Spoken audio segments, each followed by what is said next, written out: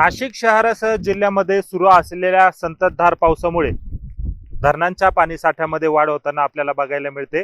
नाशिकच्या गंगापूर धरणामध्ये आता पाणीसाठ्यामध्ये जी आहे ती वाढ होताना आपल्याला बघायला मिळते। खरं तर गेल्या 2 दिवसांपासून नाशिक शहरासह जिल्ह्यामध्ये संततधार पावसाची धार लागलेली आहे आणि यामुळे धरणाच्या पाणलोट क्षेत्रामध्ये देखील भरमसाठ पाऊस झाल्याने धरणांची पाणीसाठ्याची जी टक्केवारी आहे ती कुठेतरी वाढताना आपल्याला या ठिकाणी बघायला मिळते। खरं तर नाशिकला रेड अलर्ट देण्यात आलेला होता आणि या सगळ्या पार्श्वभूमीवर जर बघितलं असेल तर प्रशासनाने खबरदारी देखील घेतलेली होती। मात्र आता धरण साठ्यामध्ये होत असलेल्या पाणी साठ्याने कुठेतरी नाशिककरांना आशादायक वातावरण जे आहे ते या ठिकाणी बघायला मिळते। कारण नाशिकमध्ये जर बघितलं असेल तर दर शनिवारी आठवड्यातनं पाणी कपात होती ती केली जात होती। मात्र आता धरणाच्या पाणी साठ्यामध्ये वाढ होत असल्याने कुठेतरी ही पाणी कपात आहे ती कुठेतरी बंद होणार असल्याने नाशिककरांना एक दिलासा जो आहे तो या निमित्ताने मिळालेला आहे। नाशिकला पाणी पुरवठा करणाऱ्या गंगापूर धरणासह जर बघितलं तर गौतमी गोदावरी असेल, कशिंबी असेल,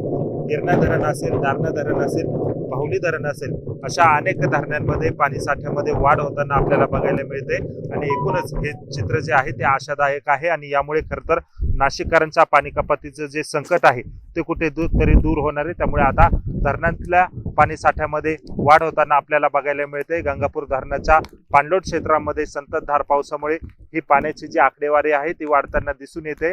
त्याच्यामुळे कुठेतरी आता नाशिक महानगरपालिकेकडनं नाशिककरांवरची पाणी कपातीची टांगती तलवार होती ती कुठेतरी दूर होणार आहे आणि दुसरीकडे गंगापूर धरणामध्ये पाणी साठ्यामध्ये वाढ होत असल्याने खरं तर नाशिककरांना देखील याचा मोठा दिलासा मिळालेला आहे। महेश माले, लोकशाही मराठी, नाशिक।